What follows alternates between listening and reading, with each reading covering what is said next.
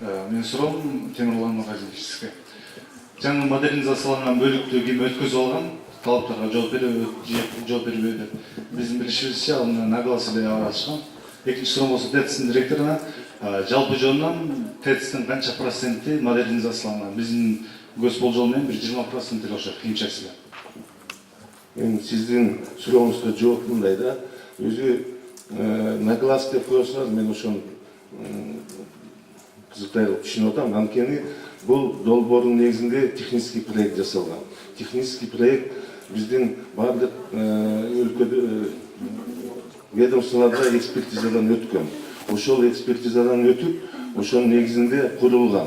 Аны ар бир этабында өзүнчө комиссия кабыл алынган. Ар бир котлованды казгандан баштап арматура үстүнө чейин баары биздин правила техник эксплуатации деген китебибиз бар, стандартыбыз бар. Ошол стандарт боюнча баары кабыл алынган.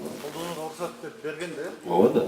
Баары биздин ал Кытайдын стандарттары да эмес, биздин Кыргызстандын стандартына туура келтирилген. Жалпы жонунан канча проценти жаңыланды? ТЭЦтин дагы канча процентин жаңылыш керек? Эми өзүңөр санагыла, мурун 24 казан, 11 турбо генератор бар болчу. Азыр алардын 4 турбо генератор кетип 8 казан демонтаж болду, ошонун ордуна болду. Чоң рахмат, кийинки суроо.